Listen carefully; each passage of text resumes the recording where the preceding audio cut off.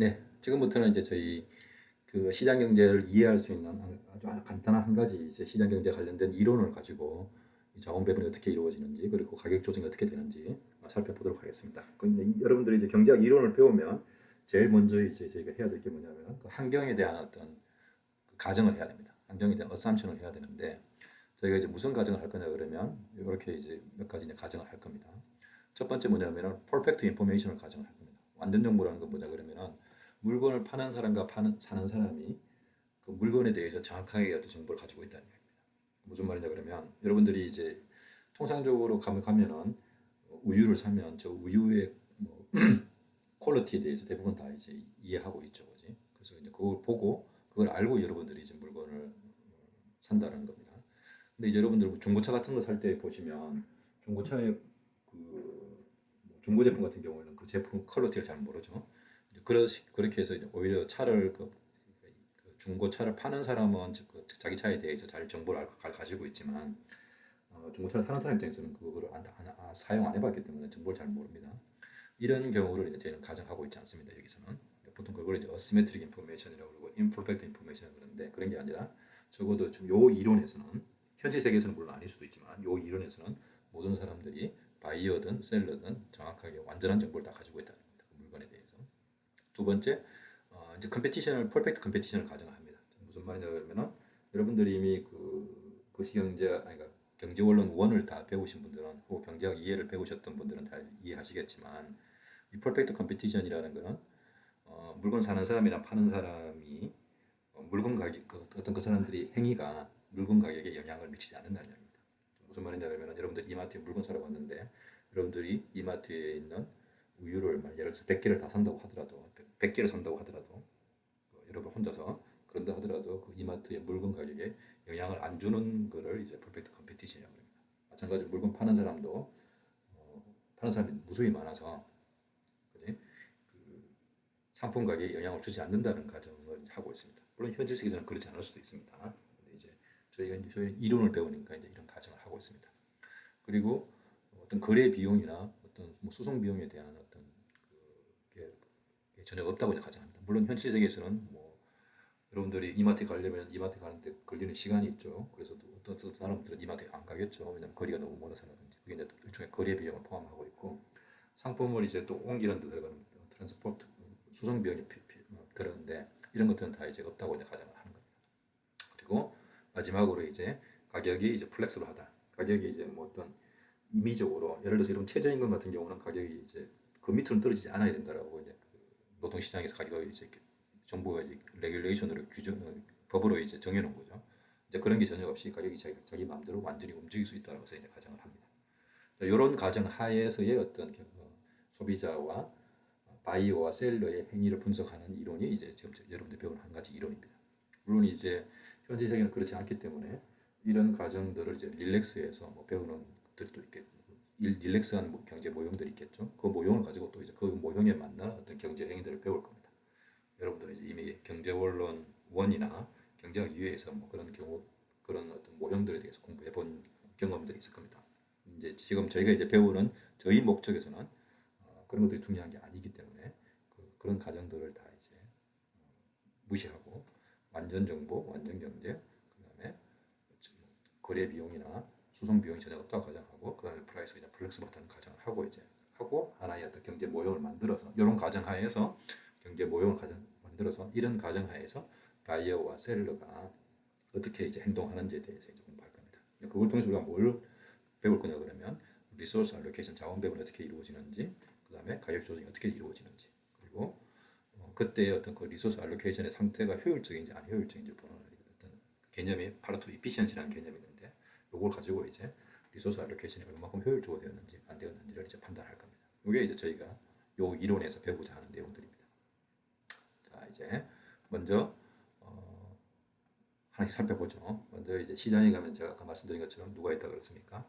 바이어와 셀러가 있는데 지금부터 이 바이어의 그 비헤이비어에 대해서 살펴보겠습니다.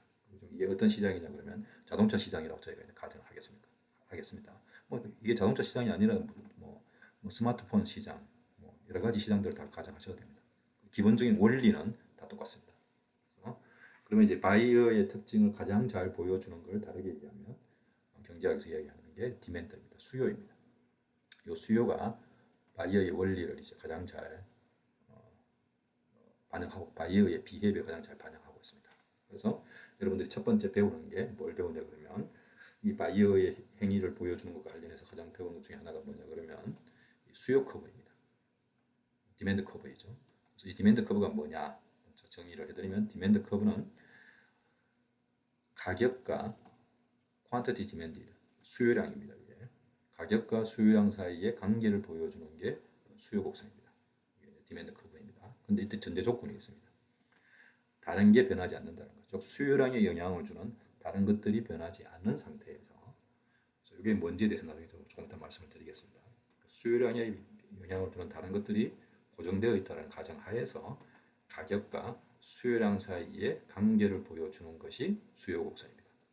여러분들 이 데피니션은 이미 경제학 원론 1에서 이미 다 배웠던 내용입니다. 경제학 2에서 다 배웠던 내용인데 다시 한번 복습하시는 거로 생각하고 잘 이해하시면 되고 이 부분은 분명히 여러분들이 이제 이해를 하셔야 됩니다.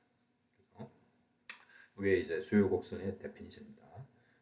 수요 곡선이 뭐냐? 다시 한번 말하면 가격과 수요량 사이의 관계를 보여주는 게 이게 수요 곡선인데 그림을 그리면 이게 수요 곡선인데 제가 이제 D라고 표현했습니다. 디맨드에 이제 D를 가져와서 이게 수요 곡선인데 이 수요 곡선은 상품의 가격과 그리고 상품의 수요량 사이, 퀀티티 디맨디드 사이의 관계를 보여주는 게 관계를 보여주는 곡선이다라고 이제 알아두시면 되겠습니다.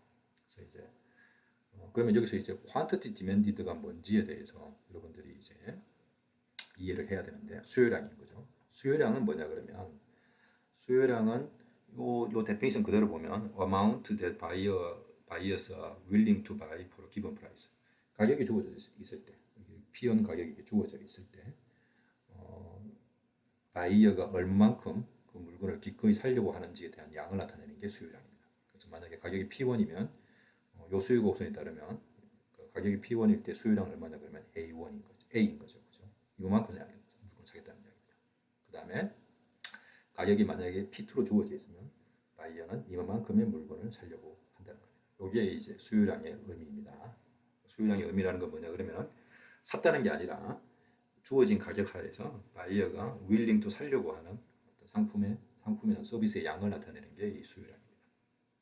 그걸 이제 잘 이해하시면 되겠죠.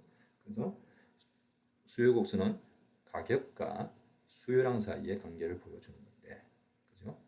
그 관계가 도대체 이제 어떤 관계냐? 그 어떤 관계냐를 보여주는 게 바로 이 수요 곡선의 슬로프입니다. 수요 곡선의 기울기죠. 여기 보시면 이게 수요 곡선인데 이 수요 곡선의 기울기가 어떻습니까? 네거티브이죠. 여러분들 기울기가 뭔지는 이미 여러분들 중학교나 고등학교 수학 시간에 다 배운 거지, 그지? 여러분들 이게 y축, x축 그러면 직선의 기울기 혹은 곡선의 기울기 다 배웠죠, 그지? 그때 그 기울기가 똑같은 겁니다. 요게 이제 근데 관계의 어떤 요 기울기가 뭘 보여주냐 그러면은 관계의 일종의 방향성을 보여주는 거죠. 이게 이제 파지티브 관계이냐, 둘 사이가 변수 사이가 네거티브 관계이냐, 혹은 아무 관계가 없느냐라고 보여주는데. 이 수요 곡선은 네거티브 관계입니다. 요거에 갖고 있는 의미는 뭡니까? 경제적 의미인데 이 수요 곡선이 네거티브라는 것은 관계가 반대 방향으로 움직인다는 거죠. 네거티브라는 것은. 그래서 다르게 얘기하면 가격이 오를 때 보시는 것처럼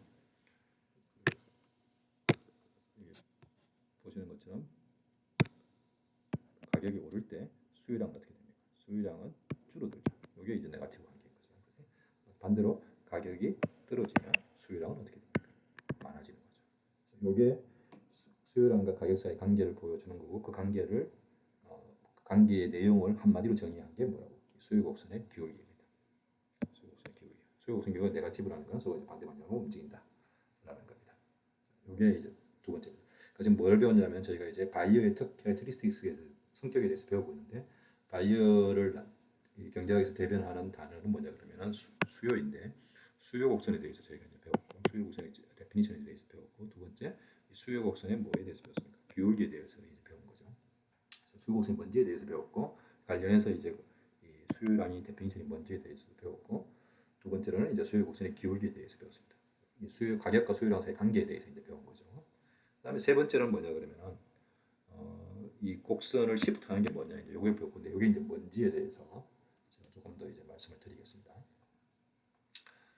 자, 이 부분은 여기에 있는데, 자, 여기 보시면 이런 겁니다. 여러분들이 이제 오늘 이제 수업을 듣고 집에 갔더니 부모님이 아주 이제 기쁜 소식을 알려드립니다. 알고 봤더니 뭐 부모님의 할아버지 할머니가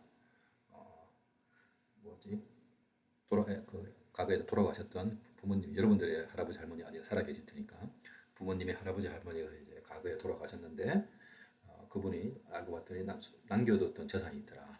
그걸 오늘 우연히 찾았다라는 기쁜 소식을 부모님이 전해줍니다. 그러면 어떻습니까? 여러분들의 입장에서는 여러분들의 부모님도 그리고 덩달아서 여러분들의 일종의 뭐가 증가한 겁니까? 소득이 증가한 거죠. 돈이 많아졌습니다. 너무 기쁘지? 소득이 너무 많아졌으니까, 그러면 소득이 증가하니까 어떻습니까? 이 기분이다. 너무 여기 뭐지? 그러니까 여러분 부모님들이 이게 돈이 엄청난 돈을 우리한테 물려주시고 가셨네. 돈이 너무 많으니까. 그런데 그동안 저기 뭐지? 차 한 대 뭐지? 차 사주고 싶었는데 마침 이제 돈이 생겼으니까 차 한 대 더 사줄게. 이렇게 하면 가격은 바뀌지 않았지만 이 주어진 가격 하에서 지금 보니까 그죠? 지금 시장에 같으면 자동차 가격은 안 바뀌지 않는데 여러분들이 소득이 갑자기 증가해서 그래서 부모님이 차를 한 대 사주신다고 합니다. 그럼 어떻게 된 겁니까? 주어진 가격 하에서 소득이 증가하니까 부모님의 수요량은 어떻게 됐습니까? 수요량이 뭐라고 했죠? 주어진 가격 하에서 바이어가 willing to 살려고 하는 어떤 상품의 양을 나타내는데 그 상품의 양이 지금 어떻게 된 겁니까? 증가한 거죠. 그죠? 증가했으니까 수요량이 이 부모님의 소득이 그러니까 부모님이 돌아가신 부모님의 할머니 할아버지가 남겨주신 재산이 우연찮게 발견했으니까 부모님의 소득이 증가한 거죠. 그러니까 부모님의 소득이 증가하니까 부모님의 수요량이 어떻게 됐다는 거예요. 주어진 가격 하에서 증가할 수 있겠죠. 그러면 어떤 모든 주어진 가격 하에서 그죠? 모든 주어진 가격 하에서 보시면 수요량이 이렇게 증가하게 됩니다. 모든 주어진 가격에서. 따라서 이럴 경우에 수요 곡선이 우측으로 이동하게 되는 거죠. 그래서 수요 곡선이 이동하게 만드는 것들이 뭐냐 그러면 첫 번째가 부모님 소득인 거죠. 소득이 증가하면 수요량이 이제 상품에 대한 수요량이 증가한다는 얘기입니다. 이건 다르게 얘기하면 이겁니다. 앞에서 제가 이제 수요 곡선을 정의할 때 홀딩 other things constant라고 했는데 이것의 의미가 뭐냐 그러면 요 홀딩 other things라는 건 뭐냐 그러면 일종의 수요량에 영향을 주는 것들입니다. 그 수요량에 영향을 주는 것들이 뭐였습니까? 조금 전에 봤던 소득이 한 가지겠죠. 소득이 그게 고정되었다는 가정하에서 수요 곡선을 디라이브 했는데 지금 이 경우는 어떤 경우입니까? 그 수요량이 이제 그 수요량에 영향을 주는 소득이 고정되어 있는 게 아니라 소득이 증가했으니까, 그지? 소득이 증가했으니까 그 소득이 이제 어떻게 수요량에 영향을 주겠죠. 그래서 수요 곡선을 이렇게 이제 시프트하는 겁니다. 그래서 이제 이 경우에는 이제 수요 곡선이 이렇게 움직여지는 거죠. 그래서 이제 그렇게 이제 세 가지를 제가 이제 이해를 했습니다. 이제 뭐냐 그러면 이 바이어의 특징은 이제 바이어는 한마디로 말하면 수요라고 이제 이야기했는데 이 특성을 잘 이해하려면 뭘 알아야 된다. 수요 곡선의 데피니션이 뭔지에 대해서 우리가 이제 배웠고, 두 번째 수요 곡선의 기울기에 대해서 배웠습니다. 가격과 수요량 사이의 관계를 나타내는 게 수요 곡선의 기울기죠. 부터 이제 배웠고, 세 번째로는 수요량에 영향을 주는 다른 것들이 변하면 이제 수요 곡선이 움직이는데 가격 외에 수요량에 영향을 미치는 것들이 무엇인지를 식별해야 되겠죠. 그 중에 하나가 뭐였습니까? 소득이었죠. 자, 이제 그런데 이거 외에도 수요량에 영향을 주는 것들은 많습니다. 그죠? 여러분들이 만약에 이 자동차가 좀 더 구체적으로 제가 말씀을 드리면 이게 만약에 BMW였다고 하면 그러면 어떻겠습니까? BMW와 경쟁 관계에 있는 예를 들어서 여러분들 벤츠 차의 가격이 떨어지면 여러분들이 BMW를 사려고 하다가도 갑자기 이제 그래도 난 벤츠를 사야 되겠다. 왜냐면 벤츠 가격이 더 떨어졌으니까 해서 영향을 줄 수 있겠죠. 그래서 이제 서로 이제 어떤 다른 제품의 어떤 가격이 수요량에 또 영향을 줄 수 있습니다. 또 마찬가지로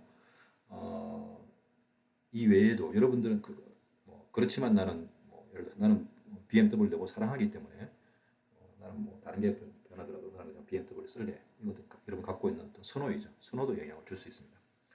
제가 이제 예를 들어 BMW, 벤츠 이렇게 자동차를 예를 들어서 잘 이제 이게 피부로 와닿지 않을 수 있는데 단적으로 예를 들면 스마트폰을 생각해 보시면 여러분들이 다 가지고 있으니까 여러분들이 이제 갤럭시 삼성 갤럭시를 살 건지 혹은 이제 그뭐 LG 폰을 살 건지 혹은 이제 뭐 애플 아이폰을 살 건지라고 했을 때 그것에 그 여러분들의 어떤 영향, 그 여러분들 결정에 영향을 미치는 것들이 그 애플 아이폰의 가격과 삼성 스마트폰의 갤럭시의 가격도 영향을 줄 거고, 그죠? 또 마찬가지로 여러분들 소득도 영향을 줄 거고, 그것의 폰에 대해서 또 뭐도 영향을 줄 수 있습니까? 둘 사이 어떤 상대 가격도 영향을 주겠죠. 애플 폰이 너무 비싸지면 그래서 애플 폰을 사용하던 사람들도 삼성 갤럭시를 사용하려고 할 수도 있고, 그죠? 또한 그렇지만 어떤 사람들은 나는 무조건 애플 폰이라고 생각하는 거 있죠. 그 사람의 선호에 따라서 어떤 사람들은 또 그게 더 중요하면 가격에도 상관없이 가격 물론 궁극적으로 가격에 영향을 받겠지만 크게 상관없죠. 좀 애플폰이 비싸더라도 나는 저기 뭐 아이폰 사야지라고 이야기하는 사람도 있습니다. 그런 것들이 다 이제 수요량에 영향을 미치는 거죠. 그래서 이제 그런 어떤 수요량이 그 수요량에 영향을 미치는 그 가격 외에 다른 것들이 고정되어 있다는 가정하에서 수요 곡선은 가격과 수요량 사이 관계를 이제 보여주는 거고, 만약 이것들이 바뀌게 되면 어떤 일이 발생한다는 얘기니까 소득이 바뀐다든지 어떤 뭐 선호가 바뀌게 되면 수요 곡선이 이렇게 이제 움직여지는 거죠. 수요 곡선이 언제 움직여지느냐? 수요 곡선은 가격이 바뀔 때 움직이는 게 아니고 뭐가 바뀌었을 때, 수요량에 영향을 주는 다른 것들이 바뀌었을 때, 예를 들자면 소득이나 사람들이 선호라든지 아니면 다른 제품의 가격이 바뀌었을 때 수요량이 이제 움직인다는 이야기입니다. 이거 아주 간단하게 제가 이제 말씀을 드렸습니다. 자, 이제 근데 요거를 이제 기본적으로 이제 여러분들이 이제 그 바이어의 특성을 이해하려면 이 정도 수준은 이제 알고 있어야 됩니다. 근데 이제 여러분들이 현실 세계에서 좀 더 이제 좀 더 전문적으로 이제 이걸 알려면, 다시 말하면 여러분들이 이제 나중에 졸업을 하고 뭐 정권에서 취직했다든지 아니면 뭐 애널리스트가 된다든지 아니면 뭐 다르게 얘기하면 뭐 삼성전자에 뭐 취직하려고 한다든지 아니면 뭐 애플에 취직하려고 한다든지 그럴 때는 이거 플러스 something 더 else를 더 알아야 되겠죠. 그래서는 정말로 이 삼성 갤럭시 폰에 그 사람들이 그 수요량에 영향을 주는 구체적인 것들이 도대체 뭐냐? 갤럭시 폰의 어떤 그 수요에 영향을 주는 것들이 제가 방금 말씀드렸던 다른 제품의 가격, 그 다음에 선호, 소득 말고 좀 더 구체적으로 뭐냐? 이걸 이제 잘 찾아야 되겠죠. 그걸 잘 찾는 사람들이 뭐냐 그러면 전문가입니다. 그 내용은 제가 여러분들한테 알려드릴 수가 없습니다. 이거는 저보다도 이쪽에 그 완전히 저기 뭐지? 전문적으로 이제 이걸 하는 사람들이 더 잘 알 수 있겠죠. 그지? 그리고 이거는 시장마다 다 그 내용이 다 다릅니다. 이게 아이폰이냐, 자동차냐, 전기차냐, 뭐 예를 들어서 뭐 테슬라의 자동차냐, 이거에 따라서 다 다를 수 있습니다. 그래서 그 테슬라의 어떤 전문가가 되기, 시장 전문가가 되기 위해서는 테슬라의 그 제품의 수요에 영향을 미치는 것들을 정확하게 이야기했는데, 제가 아까 방금 말씀드렸던 그런 어떤 보편적인 거 말고 아주 구체적인 걸 잘 알면 그게 이제 전문가가 되겠죠. 그것들을 여러분들이 잘 이해를 하면, 잘 알고 잘 이해를 하면, 그러면 그 사람 여러분이 거기 전문가가 되어서 예를 들어서 테슬라에 취직하기도 훨씬 더 쉬울 수 있겠죠. 애플도 마찬가지고 삼성전자도 마찬가지입니다. 그건 이제 여러분들이 해야 된다는 이야기입니다. 다만 이제 제가 여기서 말씀드리는 거는 기본적으로 그 시장을 분석할 때, 갤럭시 폰의 시장을 분석할 때 적어도 이런 것들을, 기본적인 것들은 알고 있어야 되고, 거기에 좀 더 정확하게 분석하기 위해서는 현실 세계에서는 제가 말씀드렸던 이 수요량에 영향을 미치는 좀 더 구체적인 것들을 여러분 스스로 찾아야 된다는 이야기입니다. 이걸 잘 알고 있으면 나중에 여러분들이 뭐 혹시라도 주식 투자를 한다든지 아니면 뭐 다른 투자를 할 때도 도움이 될 겁니다. 이 툴박스를 잘 이해하시고 구체적인 내용들을 스스로 이제 담아 보십시오. 여러분들이 나는 앞으로 저기 뭐지 전자제 스마트폰 회사에 취직할 거야, 아니면 스마트폰 인더스트리에 나는 뭔가 그쪽에 뭔가 내 저기 뭐지 취직을 하고 싶다든지 뭐 이런 식으로 하면 그 스마트폰의 그 시장에 대해서 잘 이해를 하셔야 되겠죠. 잘 준비를 하셔야, 공부를 많이 하셔야 되겠죠. 학교 다니는 동안에. 그랬을 때 그 스마트폰의 그 바이어의 특성에 대해서 잘 본다면, 바이어의 특성이 뭡니까? 결국은 바이어의 수요량에 영향을 미치는 것들을 잘 찾는 거겠죠. 그치? 그거를 이제 잘 이제 구체적으로 찾아보시면 되겠죠. 그거 가지고 이제 그게 잘 이제 지식이 쌓이면 여러분들 나중에 이제 하다못해 여러분들 뭐 자기소개서 쓸 때라든지 아니면 뭐 취직 시장에서 면접 볼 때라든지 그런 것들이 다 이제 정보가, 구체적인 정보가 될 수 있겠죠. 이제 나는 이런 것들을 공부했고 이런 것들이 중요하다고 생각된다. 그게 어떤 정확하게 답이 있는 건 아닙니다. 다만 이제 여러분들이 뭐를 잘 시장의 구조를 어떻게 잘 이해하고 시장 경제에 대한 이론을 잘 이해하고 그것들을 잘 소화하고 있는지를 보는 거기 때문에 뭐 그런 것들이 도움이 될 수 있겠죠. 예.